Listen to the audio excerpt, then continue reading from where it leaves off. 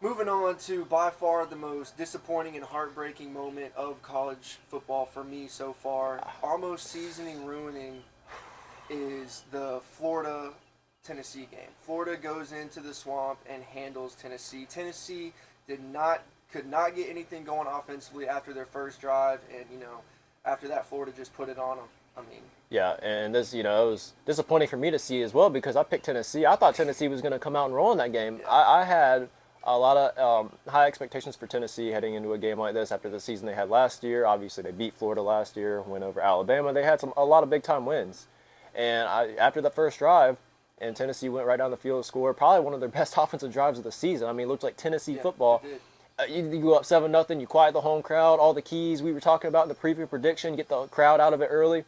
Everything just looked like it was falling right for Tennessee. And then the defense, the missed tackles. Absolutely horrible. Number 5 on defense. I think his last name's Haddon or something. Malik something. I'm not even going to take the time to remember his name Yeah. because you can't be playing like that. Pitiful. I was borderline hoping when he squared off with that O lineman for Florida at the end of the game that Florida O lineman was going to do every Tennessee fan a favor and knock that motherfucker out. Yeah, I could. The missed tackles was a problem last year, and you're thinking, new defensive coordinator, another year to develop these guys, another year in the system. They're going to take a step forward. And against Virginia, they played out of their minds. The front seven, Amari Thompson, playing out of their minds. And then you fast forward to someone who's worth half their weight in dirt against Florida, and Tennessee's defense looks like they don't belong there. Yeah, and talking about number 5, I'm sure you saw the play. It was a long touchdown by ETN.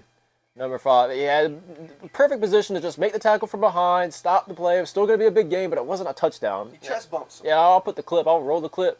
But it was honestly like he was purposely throwing the game. I've never seen anything like that. At the SEC level, the fact that he even was able to stay on the field and they didn't pull him after that I know. is very surprising. It is surprising. And then he went to go on and give up another big play a couple plays later. And you would think that there's better guys on the bench. We've been recruiting these 4 and 5 star guys to play man coverage because, it's no secret that's what we run. Double what the second most team in the country that runs it runs. So we are a man coverage team. But if you can't get a pass rush, first off, you can't expect these guys to cover for 4, 5, 6 seconds. And on the back end, the guys who are covering, they can't even cover for 1 second. So it's a problem.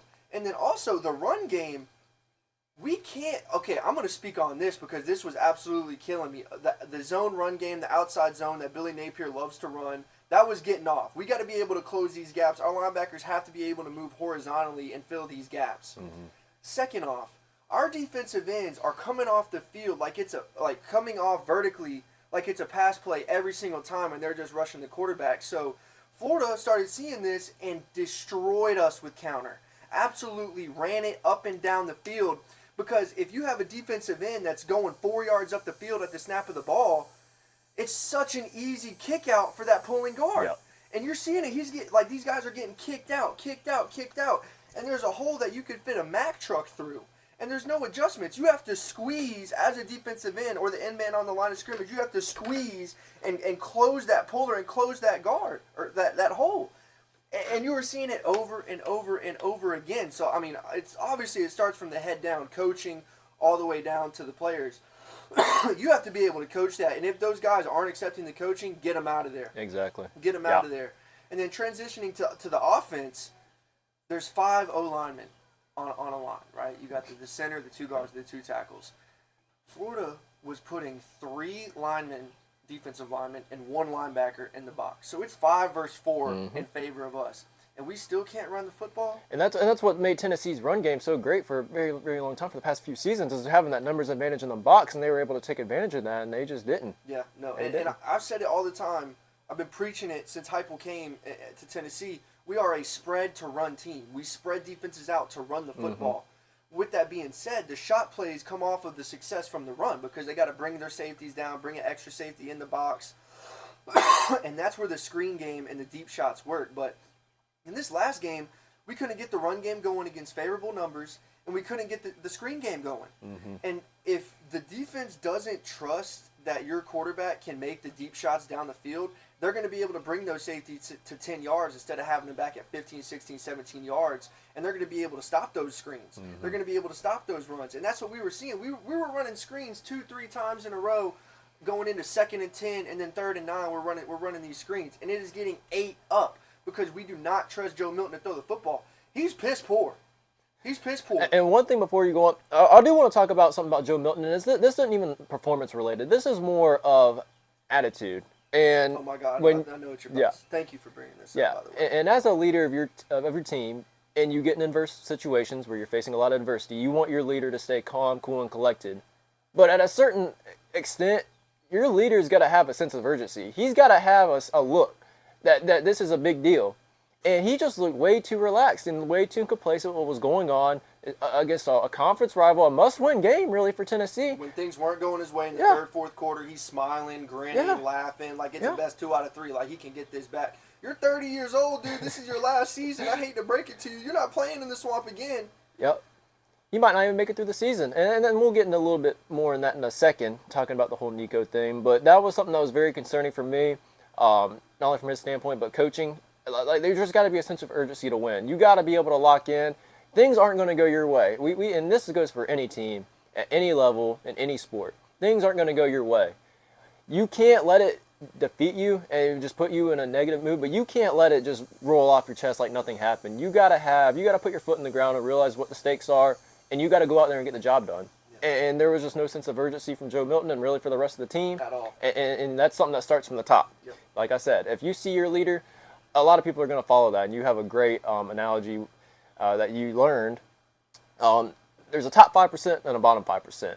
And the leaders that have the percentage, the top or the bottom that has the most, like, say over the team. Influence over the team. Yeah.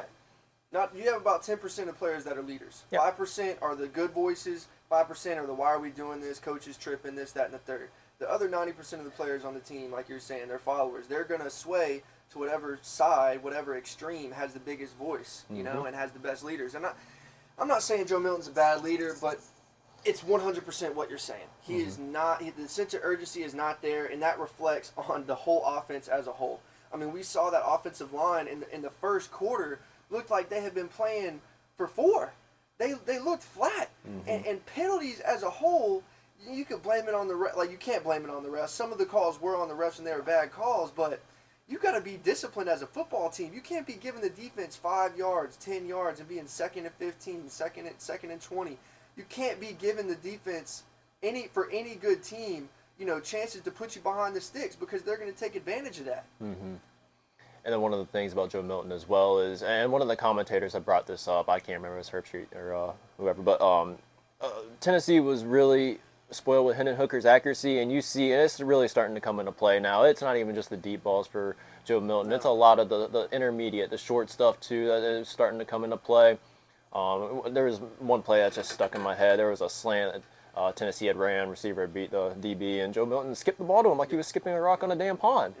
And that's really concerning because one of the best things about Tennessee's offense too, under Hendon Hooker, was his accuracy, his ability to hit those short underneath routes, because obviously you're not always going to be able to go deep, but you got to take what's given to you. And if you can't take what's given to you, you're just not going to be able to move the ball, especially in the SEC, regardless of your opponent. Yeah, 100%. And you can ask any NFL scout, any NFL coach what they look for in a quarterback. The number one thing is accuracy. I mean, Brock Purdy, Drew Brees, Russell Wilson. I mean, that's just 3 guys off the top of my head that did not have deep ball, you know, arm strength, but they were accurate throwers of the football. And any quarterback playing in college worth half their weight in dirt can hit a deep ball when the guy is, you know, stacked as DB. It's the good quarterbacks that can make the intermediate tight window throws, like you're saying, you know, 10, 15, 20 yards down the field, in the middle of the field, and on the corners. And we're not seeing that from Joe, which transfers me into this next thought. I know you brought it up. Nico, you know, the 5-star quarterback for Tennessee, the biggest recruit Tennessee's had in over a decade. And whenever he got in against Virginia, the fans were chanting his name. You know, Nico, Nico. You don't see that from backup quarterbacks coming in, even if they're 5 stars, you know. So that shows you how hyped Tennessee fans already are for this guy. And I've been saying it for weeks. as Joe Milton keeps continuing to not reach expectations, that Nico train is going to keep going. Mm-hmm. And you can bet your ass probably about 10,000 Tennessee fans hopped on the Nico train after last night. Yeah, and that doesn't help Joe Milton's situation at all. You don't want to be in a situation where you're playing scared. You don't want to play in a situation where if you in your head, if I make a mistake, could I lose my job here? Mm-hmm. But this is a time, I think, for Heupel to answer the tough question. What kind of approach do you take to this quarterback situation? Do you even risk making the change and putting in a freshman, understanding that he's not going to be perfect either? Nico's going to have to go through some growing pains. It sets you up better in the future later on, but you got to kind of look at the rest of the season and answer the question, where do you want to go? Do you want to take Joe Milton, a guy you know what you're going to get from him? And what we got from him is the potential for Tennessee to lose a couple more games on that schedule under that with his performance. Yeah. Or do you put in take a risk with the guy? And I want to get your opinion on this too. What you per se would prefer to see. Do you think we're going to see a lot more Nico, and do you think there's a potential for Heupel to make this change early in the season? Yeah, that's a great question. Now, if you were asking me if it was a Nick Saban, my answer would be 100% we're going to see Nico. Nick Saban, played DB, coach defense, defensive-minded guy, so he'll move off the quarterback after one bad game. He moved off of Hurts in a playoff game. Yeah. Heupel, on the other hand, Heisman candidate quarterback from Oklahoma. He built this offense for quarterbacks. He's a quarterback coach before he was an OC and a head coach. So he understands the mental side of what it means to be a quarterback, and it was what you just said. You don't want to be scared to make a mistake. You don't want to be scared to make a big throw because of the other guy's potential to come in, right? And so I think that that's definitely going to play a part in it because Heupel understands from firsthand experience what it means to be the starting quarterback, have all the expectations on you, and not be performing to what you know you can play like. But on the other hand, he's the head football coach, and he's got to make these decisions. Yeah. And he knows this. If you don't think that you have a chance to go to the college playoffs this year, why not start Nico? Because you're going to lose 3 or 4 games with Joe Milton, and you might lose 3 or 4 games with Nico. Whenever Nico is going to start next year, he's going to go through those same growing pains that a first-year starting quarterback is going to go through. Would it be better for him to go through that this year when you're going to lose 3 or 4 games anyways, kind of invest in the next year where we're going to have an experienced 5-star quarterback and we're going to continue to build on this defense and continue to get the job done, defensively, because that's the biggest question mark. But in my opinion, if I'm Heupel and I know, okay, we're not going to beat Alabama this year, we're not going to beat Georgia this year, and we might lose to Kentucky or South Carolina, I'm putting Nico in. Give me the young guy. Give me the guy who's going to give these offensive guys a spark because that's what this offense needs. I mean, they look flat against a bad Florida defense. Yeah. That Florida defense has question marks in the defensive backfield, and their linebackers have not been good the past 2 seasons, and the people that they brought in to fix them have not been playing well either. Yeah. So, this offense needs a spark. Nico could be that guy if Heupel believes that they still don't have a chance to make the playoffs. And I can't remember.